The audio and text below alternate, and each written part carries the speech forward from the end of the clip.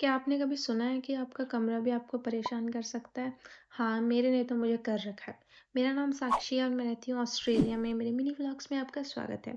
ये है मेरा कमरा जो कि आपने मेरी वीडियोज़ में काफ़ी बार देखा होगा और हाँ, आपको लग रहा होगा कि काफ़ी अच्छा कमरा है क्योंकि ये मुझे एक तरह से 2 कमरों के बराबर है। ये मैंने बीच में पर्दा लगा रखा है, तो दूसरी साइड भी मैं सामान रख लेती हूँ। पर इसमें कभी पानी की लीकेज होती है, उसकी वजह से मेरे को करवाना पड़ा ऊपर जो है बड़ा-सा होल। जो कि मेरी ओनर ने अभी तक फिक्स नहीं कराया और कभी यहाँ कुछ चालू हो जाता है ना कभी कुछ अलग-अलग तरह के इंसेक्ट्स आते रहते हैं। तो मेरी किस्मत अच्छी थी कि मेरे साइड वाला कमरा जस्ट अभी कुछ टाइम पहले खाली हुआ है। तो मैंने मेरी ओनर को कहा भाई मैं अपने कमरे में बैठ भी नहीं सकती, इतनी मक्खी मच्छर पता नहीं क्या-क्या ही आ रहा है। तो फिर उसने कहा ओके मैं तेरे को सैटरडे तक का टाइम देती हूँ तो अपना सामान शिफ्ट कर ले दूसरे वाले कमरे में।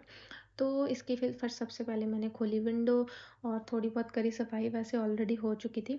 तो आ गई मैं अपने कमरे में। मेरे कमरे में इतना सामान है कि मुझे 10-20 दिन तो मेरे को लग रहा था कम से कम लगेंगे ही सामान ट्रांसफ़र करने में।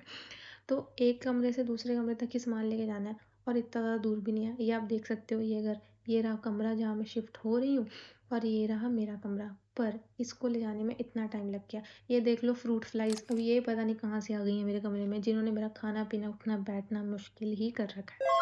फिर मैंने सोचा अब मेरे को सामान पैक करने का मौका मिला ही है, क्यों ना मैं धीरे-धीरे सारा सामान पैक कर लूँ और ऐसे रखूँ कि मेरे को पता हो कौन-सी चीज़ कहाँ पे पड़ी है। क्योंकि इतना सामान होने की वजह से मुझे कुछ पता ही नहीं है कि कौन से सूटकेस, कौन से लिफ़ाफ़े, बैग में क्या-क्या ही पड़ा है।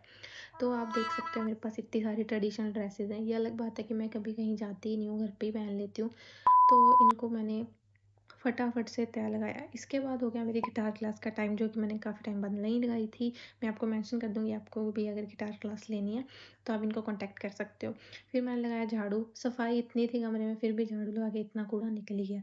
सबसे पहले मैंने 2-3 जो कपड़े हैं, चद्दर आई मीन उसके ऊपर बिछाए गद्दे के ऊपर, क्योंकि अब ये गद्दा मेरा तो है नहीं, तो मैंने लेयरिंग कर दी एक तरह से इसकी। फिर मैं आ गई अपने कमरे में, समझ नहीं आ रहा था कहाँ से क्या उठा।